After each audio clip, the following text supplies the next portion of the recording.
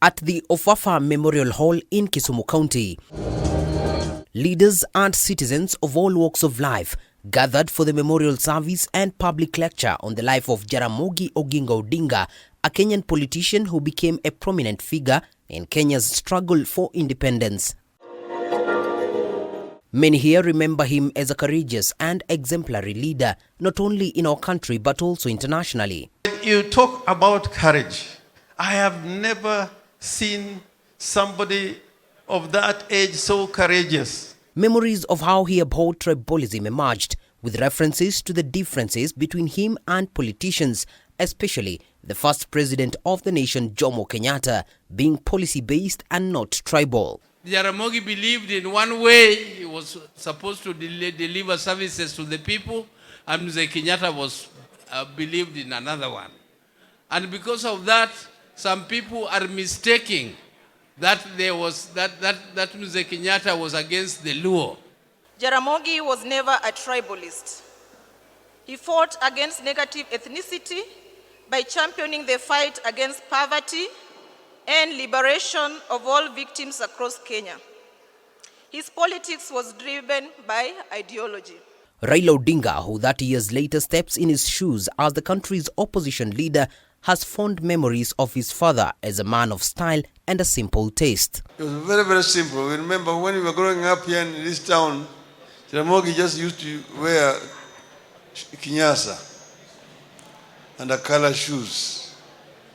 That was his standard dress in town. That's how he was known. And that is how he even went up to Legico. You will see, if you read the Note in Uhuru, there is a place where they are now discussing the dress, Jaramogi's dress in Bunge, how he should get into Bunge. With nostalgia, Odinga recalled how his father, a teacher by profession, burned with passion for the education of the Kenyan child, a memory held dear by his widow, Betty Oginga.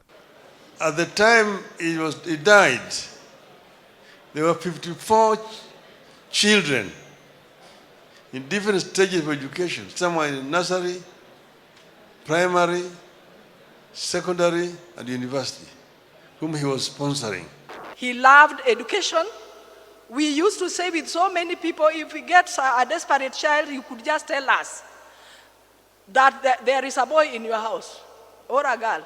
It made us very strong. And I want to thank God for his life. Oburu, who is the firstborn in the family, remembered Jaramogi as an astute family man. He was a committed family man, and he was also committed to this country. Those who did not have the chance to interact with him while he was alive, they had this to say. Some of us who are too young to have interacted with Jaramogi closely have had the rare opportunity and chance to be mentored by Baba Raila Odinga.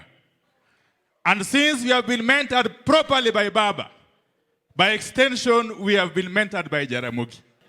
I honestly do not know any other politician who would be as selfless as he was, given that opportunity. Even if it was me, I don't know if I would take the same decision that he took. If they called me today, Your Excellency, and said, Sifuna, you come and be the president, I don't think I will think of anybody else. I will just say, later your Bible, mini kule kiapo. Obadiah Adonijah Jaramogi Oginga Odinga passed away on the 20th of January 1994 at the age of 92. 30 years later, generations after him still hold to the helm of political leadership, from Raila Odinga, who is the current face of opposition, to Oburu Odinga, who is the senator for Siaya County. Their sister Ruth Athiambo is the women rep Kisumu County, while his granddaughter Winnie Odinga sits at the East Africa Legislative Assembly. David Kagina, K24 TV.